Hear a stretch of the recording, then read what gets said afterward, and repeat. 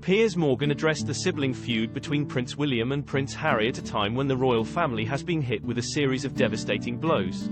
From the deaths of Prince Philip and then Her Majesty Queen Elizabeth II, the Epstein scandal engulfing Prince Andrew to his ex-wife Sarah Ferguson's cancer battles.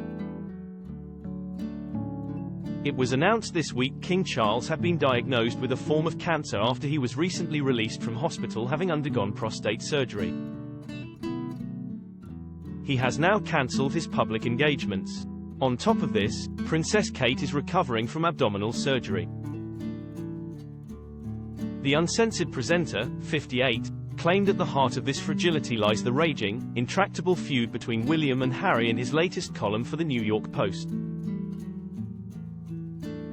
Piers suggested, dependent upon the severity of Charles' cancer diagnosis, his eldest son William could be propelled onto the throne while in his early 40s. He wrote, "It's also why I completely understand why William has refused to see his brother on this trip. I would do the same if one of my siblings had spent years publicly trashing our family for financial gain." Piers questioned how William would ever be able to forgive his brother following Harry and Meghan Markle's bombshell Oprah Winfrey interview where there were claims of racism to the Duke's memoir Spare, which is said to have put a further strain on his relationship with William. He went on, "The cold, hard reality is that Harry hasn't just burned his bridges with the royals, he's bombed them into matchsticks, and I'm told many of the family want nothing more to do with either him or Meghan.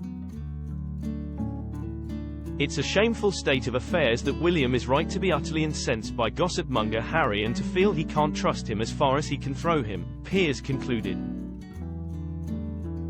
The Duke of Sussex travelled from the US to the UK on Tuesday after Buckingham Palace announced on Monday the King had been diagnosed with a form of cancer. Charles personally told his youngest son Harry of his diagnosis and made sure he told all of his immediate family as early as possible, including his siblings and children.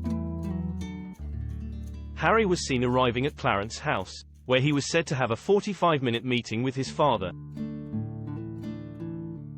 While he has no UK base, it is thought he may have instead stayed in a luxury hotel, the Mail reports.